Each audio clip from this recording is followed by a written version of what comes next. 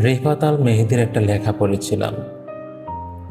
মাঝে মাঝে রাতের বেলা জানালার কাছে আমার প্রতিবিম্বের পাশে আরো কয়েকটা আবছা ছায়া দেখতে পাই।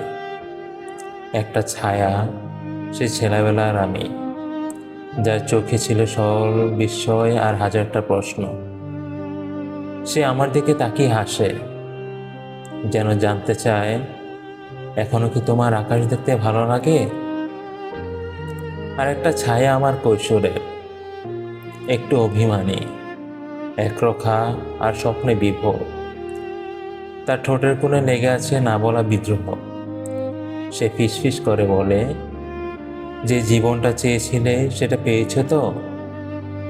সবচেয়ে দূরে, প্রায় মিলিয়ে যাওয়া আরেকটা ছায়া, আমার প্রথম প্রেমে।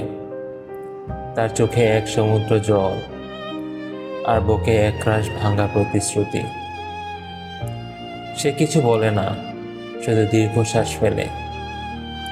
আমি কাছের এপার থেকে আমার বর্তমানকে নিয়ে দাঁড়িয়ে থাকি। ওরা সবাই আমার দিকে তাকিয়ে থাকে, আর আমি ওদের দিকে। আমরা কেউ কারো জগতে প্রবেশ করতে পারি না, শুধু এই রাতের কাজটা আমাদের ক্ষণিকের জন্য একসাথে বেঁধে রাখে। তারপর একটা গাড়ি হেডলাইট জ্বেলে চলে যায়, আর সব ছায়ারা হুট করে মিলিয়ে যায়।